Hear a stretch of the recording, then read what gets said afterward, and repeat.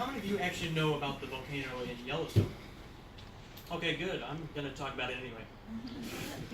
My name is Tyler, and I have researched this topic thoroughly.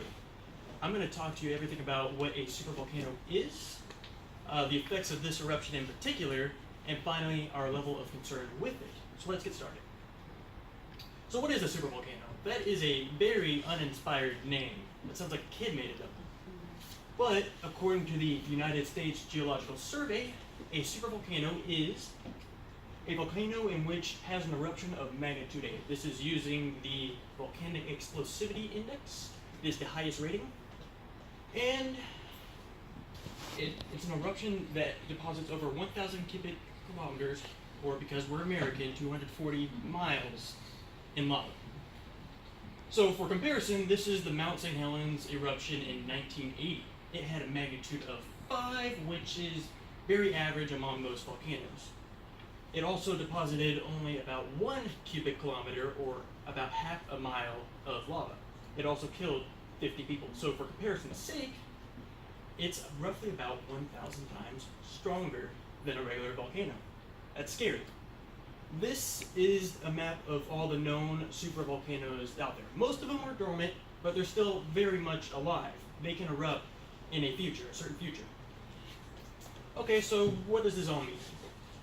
So far we know that a supervolcano is a very big volcano.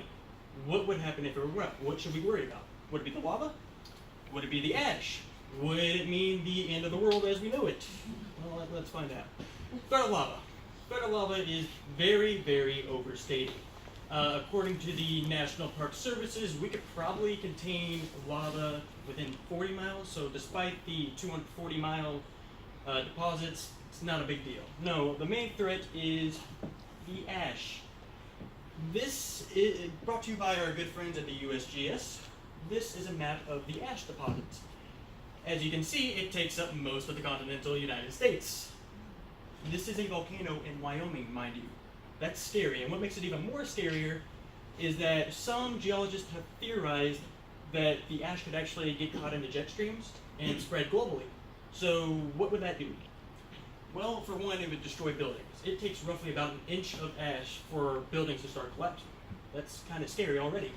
Contaminate water. This is kind of self-explanatory, but ash is very toxic.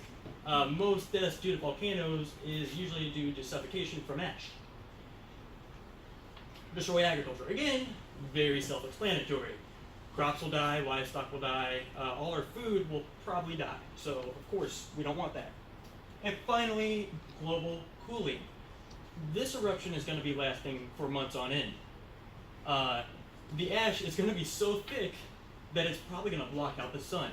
In fact, some people have theorized that it might actually cause a second global ice age.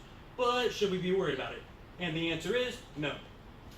Okay, according to geologist Jacob Lorenstern, it's not an impossibility, but it's a very remote chance. I believe the odds are you will have a better chance of getting struck by lightning 10 times over in the course of your life than this volcano ever having a chance of erupting. So, it's not very that bad. So, where do we go from here? I've told you everything you need to know about this volcano in particular. It interests me. I see this topic brought up a lot, and I guess, I can't believe I'm going to say this, it's a hot topic for me.